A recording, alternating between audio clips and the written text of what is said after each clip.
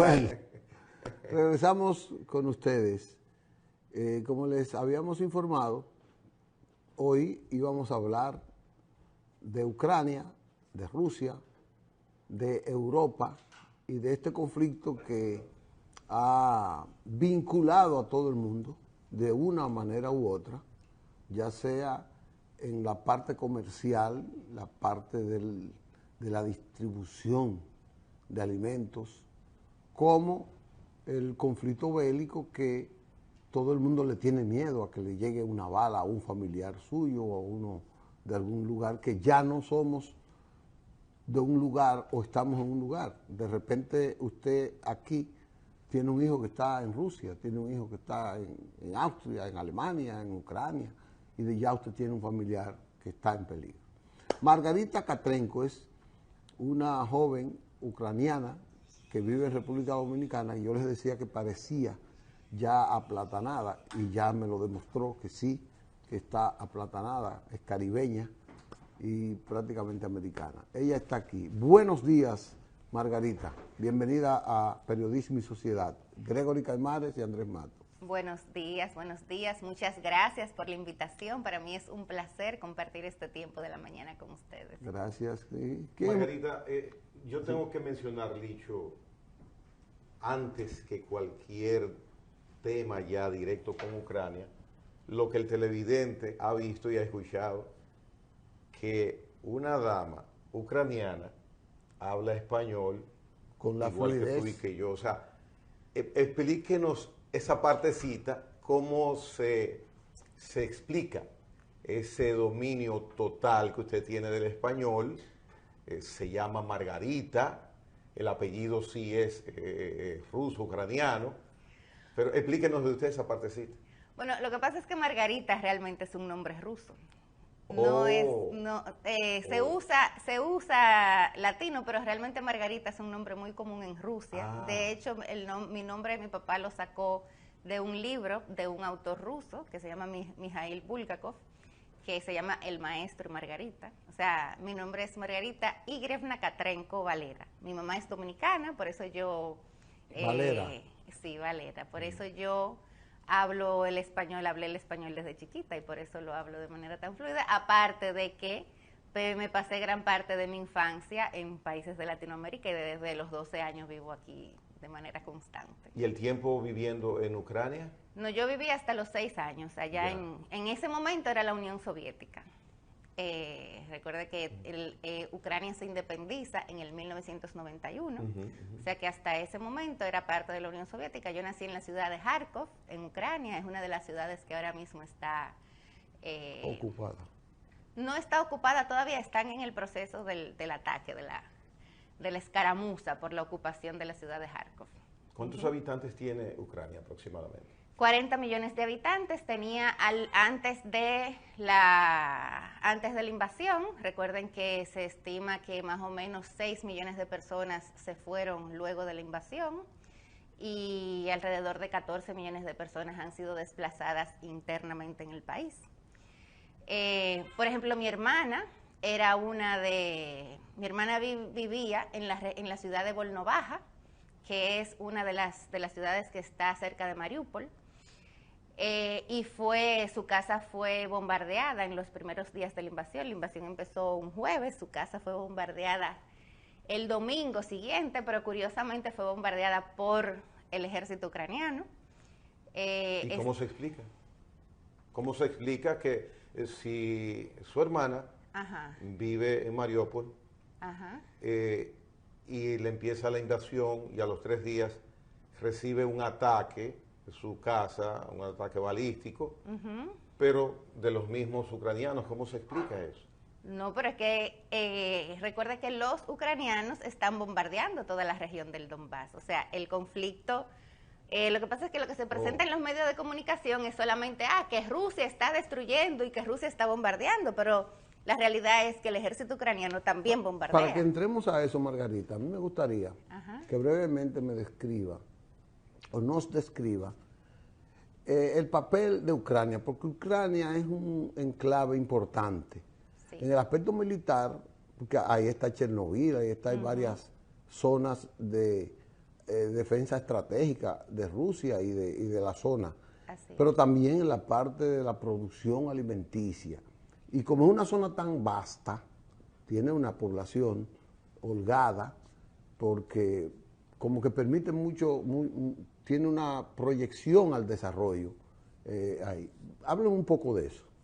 Bueno, Ucrania es uno de los principales productores de trigo a nivel mundial. Tanto Ucrania como Rusia juegan un papel preponderante en la producción no solamente de trigo, sino en la producción de fertilizantes químicos. Entonces, la mayoría de los fertilizantes, por ejemplo, que se usa para la agricultura, tanto en África como incluso Latinoamérica, proviene de Rusia, Bielorrusia y Ucrania. Entonces, e inclusive el trigo que se usa para la producción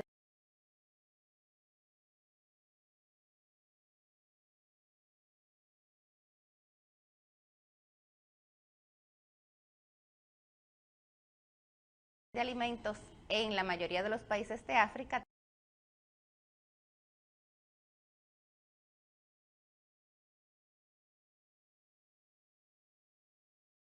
también viene de esos países.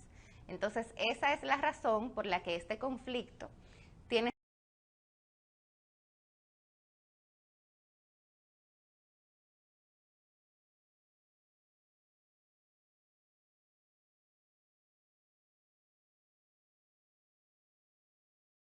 serias repercusiones en la capacidad de producir alimento, y por eso es que la Organización de las Naciones Unidas, que se encarga del tema alimenticio, está advirtiendo de que la prolongación de este conflicto puede desembocar en una hambruna a nivel de lo que se llama el sur mundial, que es América Latina, África y los países más pobres de Asia. Ok. Porque prácticamente ha cortado el aumento de la productividad y hasta de la comercialización en esa parte. ¿Y por qué en la parte militar? ¿Por qué Rusia tendría ese interés? Porque Rusia tiene un interés no es de todo el Ucrania. No, tiene solamente un interés es la básicamente, región. Por ejemplo, de Donbass, y tiene un interés en otra zona más cerca de su punto estratégico de llegada al mar. Lo que pasa es que hay mucha gente que cree que este conflicto empezó en febrero de este año, cuando la realidad lo que está pasando es una continuación del conflicto que inició en el 2014. Recuerden que en el 2014 se produce un golpe de Estado contra el presidente legítimamente electo de Ucrania, ¿verdad? Entonces se produce ese golpe de Estado y se instauran una serie de presidentes, porque no fue solamente el de ese momento, sino después los que han seguido, que son pro-occidentales. Y más efímeros, si quieres. Exactamente, pro la OTAN. Pro la OTAN y de la unión a la Unión Europea, valga o sea, el entrar en la Unión Europea, valga la redundancia. Entonces, ¿qué sucede? Fíjense que Zelensky ganó con muchos votos, pero él lo hizo sobre la base de un discurso pro paz. Recuerden que en ese momento el presidente, ¿qué fue lo que pasó en el 2014? Que el presidente de ese momento empezó a prohibir el idioma ruso e hicieron una serie de cambios en las legislaciones que ponían a los ciudadanos del Donbass y en general a todos los ciudadanos de etnia rusa como ciudadanos de segunda categoría. O sea, no tenían el acceso a los mismos derechos que el resto de los ciudadanos. En ese momento el ruso era el idioma principal de Ucrania. El ruso y el ucraniano son los dos idiomas oficiales del país en ese momento. Entonces, ¿qué es lo que hacen? Ellos prohíben el idioma ruso como idioma oficial, se prohíben en las escuelas, se prohíben en las instituciones públicas, se prohíben los programas inclusive de telecomunicaciones. Se hace una serie de cosas que, imagínense, hay gente que ese es el idioma que habla, entonces tú te quedas como que no puedo hablar mi idioma. Eso como por ejemplo aquí cuando la ocupación haitiana, una de las principales cosas que llevó a la independencia fue cuando se quiso instaurar que en las universidades no se podía hablar español, ¿verdad? Entonces es una situación similar. Entonces, Rusia, recuerden que Rusia, junto con Alemania y Francia, firman lo que se llamó los acuerdos de Minsk. ¿Qué buscaban los acuerdos de Minsk? Los acuerdos de Minsk lo que intentaban era hacer una especie de república federativa con los estados del Donbass, que son Lugansk y Donetsk, con una serie de autonomías, si se quiere. O sea, que esa ley que prohíbe el idioma, el idioma ruso no ocupara todo el país, sino que en esa región se le diera la autonomía suficiente como para decir, bueno, no, nosotros legislamos que en esta región podemos usar ese idioma. Entonces, en los medios de comunicación se les llama separatistas, pero la realidad no era que ellos eran separatistas. La idea era que ellos conservaran su posición dentro del territorio ucraniano, pero como una... Con cierta autonomía. Con cierta autonomía, exactamente. Pero los acuerdos de Minsk, a pesar de la insistencia de Putin durante estos 8 años, de que se respeten, de que se cumplan, nunca hubo la voluntad política para implementarlos. Pero es una zona muy prorrusa porque Putin le ha dado un carácter preponderante. Bueno, lo que pasa es que en esa región viven más de 800,000 ciudadanos rusos. Entonces, donde sea que haya población que tiene tu ciudadanía, tú como Estado tienes inclusive la responsabilidad legal de protegerlos. Por ejemplo, usted ha visto que la mayoría de los estados, cuando florece el conflicto, hicieron esfuerzos para sacar a sus ciudadanos de la región. Entonces, ¿eso qué significa? Que usted como Estado, por eso tenemos embajadores y cónsules en todas partes, porque cada Estado es responsable de cuidar a sus ciudadanos donde sea que se encuentren. Entonces, en este caso, lo que mueve a Putin es precisamente que el Estado ruso tiene una responsabilidad con esas personas que, aunque viven fuera de Rusia, son ciudadanos rusos. ¿Cuál fue el detonante que provocó que en febrero iniciara este conflicto? Bueno, miren, recuerde que a finales del año pasado, desde finales del año pasado, ¿qué pasa en septiembre del año pasado? En septiembre, Zelensky, durante el año pasado, no recuerdo exactamente el mes, pero ellos en la constitución ucraniana dicen, nosotros nos vamos a unir a la OTAN.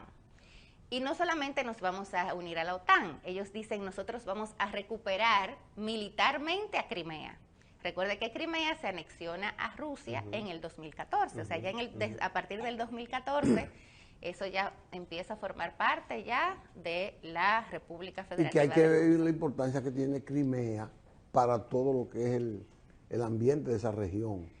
Claro, en términos comerciales, en términos militares. Claro, Crimea es una base militar importante de Rusia, lo ha sido durante los últimos 100 años, la base militar de Sebastopol, y es lo que permite, de cierta manera, poder, de una manera estratégica, en caso de cualquier conflicto, defenderse en el Mar Negro. Okay. Entonces, ¿qué sucede? A finales del año pasado, Putin le dice claramente, la unión de Ucrania a la OTAN para nosotros es una línea roja, es algo que nosotros no vamos a permitir, no lo vamos a tolerar, y hace negociaciones directamente con Estados Unidos para buscar una respuesta clara y contundente de que te diga, no, Ucrania no será aceptada en la OTAN. Pero la respuesta que se obtiene de parte de Estados Unidos es nada relacionado con los pedidos que se hacen. Es como cuando yo te pido en un restaurante, dame un plato de arroz con espagueti y tú me traes pollo frito.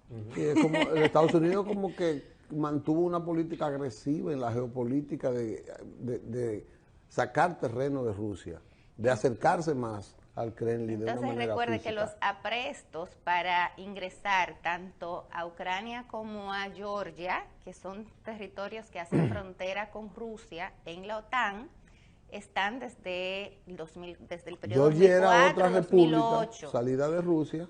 Exactamente, y desde ese momento Putin siempre ha dicho que eso no es tolerable para ellos. Y de hecho, inclusive, el que es actual director de la CIA, que en aquel momento era embajador de Estados Unidos en Moscú, envía una carta al presidente de aquel momento advirtiendo que eso va a ser conflictivo.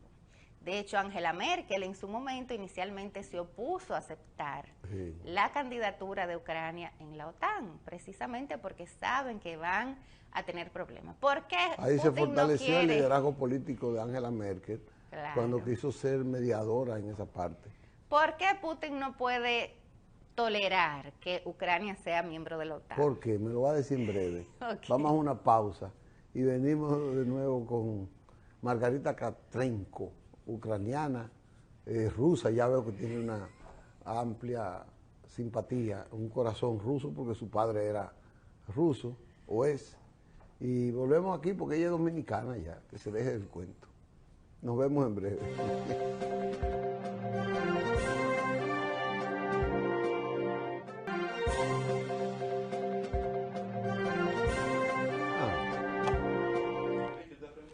Bueno, teníamos a Margarita en el segmento anterior a punto de detallarnos el conflicto, el origen del conflicto. ¿Qué motiva ese conflicto ruso-ucraniano? Ella con este dominio a profundidad que tiene. Entremos a eso, Margarita, para que la gente pueda tener un mejor esquema de análisis de la situación. Bueno, miren, lo que detona el conflicto ya final, recuerden que hubo varios meses donde Estados Unidos decía de manera permanente, no, que Rusia va a invadir Ucrania, porque ellos estaban haciendo unos ejercicios que ellos hacen todos los años. De hecho, los mismos ucranianos declararon que ellos no veían ningún incremento anormal en la cantidad de tropas, porque ellos de manera regular todos los años hacen esos ejercicios de entrenamiento, ¿verdad? Pero finalmente, cuando ya ellos se empiezan a retirar, empieza el ejército ucraniano un ataque hacia el Donbass. Y de hecho se ven esas primeras imágenes donde hubo muchas personas que tuvieron que ser evacuadas hacia Rusia por el ataque que estaban sufriendo. ¿Eso fue en febrero pasado? En febrero de este año. Entonces, ¿qué pasa? Esas repúblicas lo que hacen es declararse ya oficialmente como repúblicas independientes, y entonces, como repúblicas independientes, hacen un acuerdo o lazos de amistad y solidaridad con Rusia. Rusia los reconoce como Estado, todo eso siguiendo un proceso Sí, usted me está diciendo legal. que el conflicto primero fue provocado por ese ejército ucraniano que atacó a... Bueno, lo que detona en ese momento, porque recuerde que, como le dije, eso venía ya... Es histórico. Recuerde que, y eso es algo que tampoco se dice, durante los últimos 8 años, 14,000 personas fueron asesinadas en la región del Donbass, en esas luchas del ejército ucraniano por querer controlar el territorio y apaciguar las ideas de autonomía que tenía esa región. 14,000 personas, eso es mucha gente. Entonces, empiezan a producir estos ataques hacia esa región. Entonces, como le dije, esas regiones lo que hacen es pedir el reconocimiento como nación a Rusia. En Rusia se hace un proceso de sometimiento al Congreso de esa solicitud, la solicitud es aprobada, se hace también un acuerdo de solidaridad y amistad de apoyo entonces militar, y como un pedido de protección militar que hacen esas ya naciones que son autónomas y que son independientes a Rusia para su protección del ataque del que son víctimas de parte del ejército ucraniano, es que se produce el ataque. Por eso es que se dice que ellos no estaban en ese momento invadiendo Ucrania, porque ellos están peleando en una región que ellos ya reconocen como país autónomo de Ucrania. Sin embargo, ya Ahora la bien, situación hoy es distinta. Ya la situación hoy es distinta, y eso también tenemos que saberlo. Yo entiendo que ni para Putin, ni para Occidente, ni para Europa, la situación ahora es la que fue en febrero. En febrero, Rusia inició con una idea de un ataque corto, de una operación de poca duración y de bajas pérdidas, porque se esperaba otra reacción, tanto de Ucrania como de la comunidad internacional. Sin embargo, hemos tenido reacciones que buscan prolongar el conflicto. al prolongarse el conflicto y al ya ser un proceso que ha costado muchas vidas para ambas partes, ya los objetivos han cambiado. Dice Margarita que se busca prolongar el conflicto. ¿Quién tiene interés en que esto sea así y por qué? Bueno, Estados Unidos tiene interés en que el conflicto se prolongue y en ese interés ha aunado, ¿verdad?, a toda Europa, porque recuérdense que la OTAN es controlada por Estados Unidos. Estados Unidos es que financia todos los esfuerzos de protección militar de toda Europa. Entonces, de cierta manera, hay una dominancia de ese interés. La respuesta europea realmente es incomprensible porque toda esa serie de sanciones que se han impuesto a Rusia repercuten no solamente en Europa, sino en el resto del mundo, especialmente en los países pobres, especialmente de África. ¿Por qué? Porque, por lo que hablábamos ahorita, hay toda una producción de gas, de petróleo. Esta misma mañana salió un análisis de que si Rusia en este momento cortara todo el suministro de gas y de petróleo a Alemania específicamente, la economía de Alemania decrecería en un 12.5% y se perderían más de 5 millones de empleos. Falta, Margarita, el por qué extender entonces, de acuerdo a lo que tú mencionas, por parte de Estados Unidos su interés, este conflicto. ¿Qué gana? ¿En qué se beneficia Estados Unidos? Bueno, Estados Unidos no, pero el complejo armamentístico, que es el que ha impulsado todas las guerras a nivel mundial, sí gana mucho, porque recuerden que Estados Unidos aprobó un paquete, inicialmente aprobó 14 billones de dólares, luego aprobó 40 billones de dólares. Billones con B larga. Con B larga, billones, no millones, 40 billones de dólares en apoyo a la guerra. Entonces los productores de armas, de tanque, de todo el pertrecho militar están riéndose con la moneda. Me está diciendo que Estados Unidos prefiere el desarrollo bélico, la venta de armas, a la ampliación de la producción de alimentos, a la expansión en el apoyo a la producción de alimentos. Mira, esto puede provocar, según lo que ella está diciendo, una hambruna, como decía el Papa hace unos días, de que nosotros tengamos una carencia extraordinaria de alimentos en el mundo.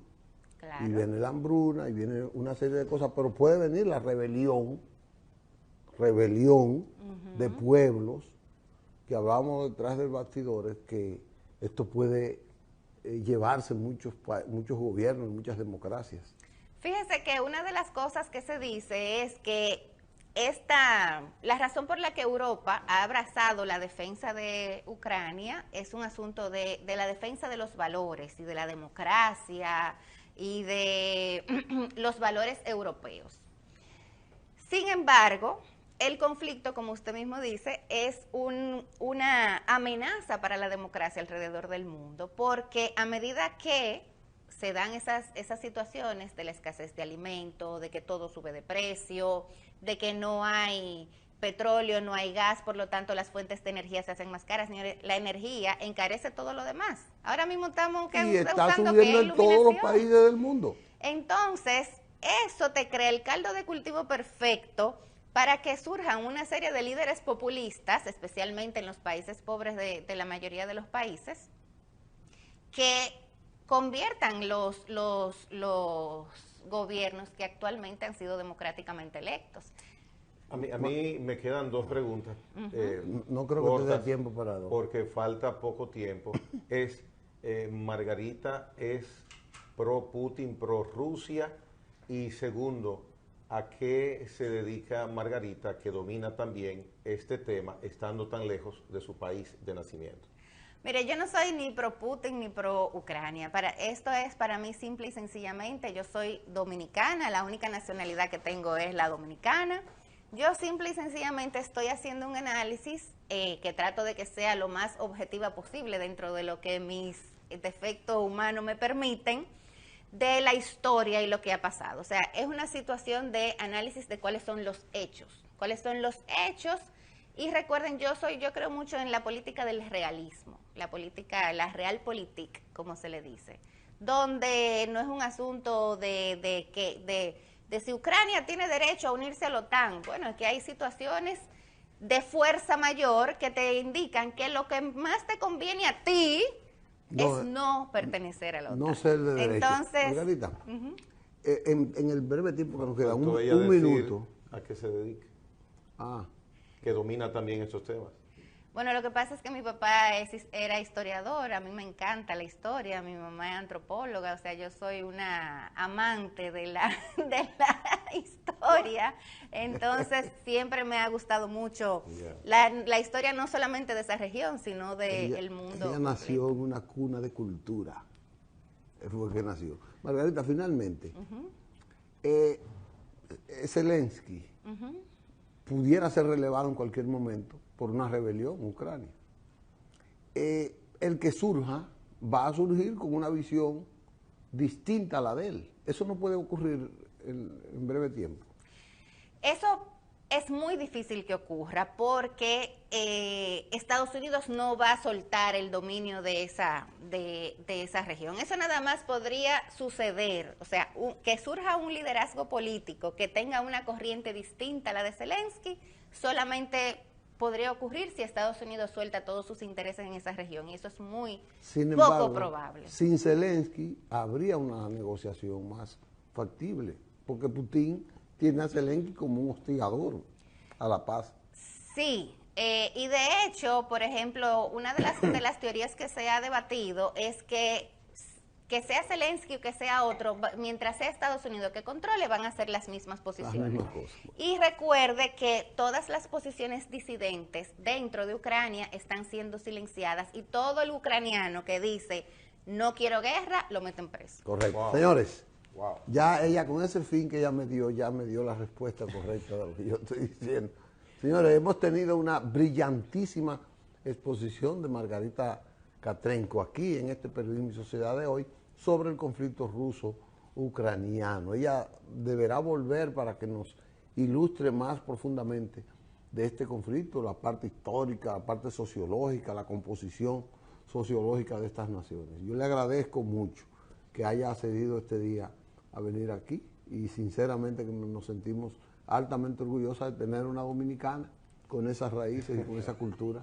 Gracias, Margarita. Bien. Muchas gracias a ustedes. Nos veremos mañana, que tenemos otro invitado de mucha categoría también, amigo de ustedes. Así que, si Dios quiere, hasta mañana.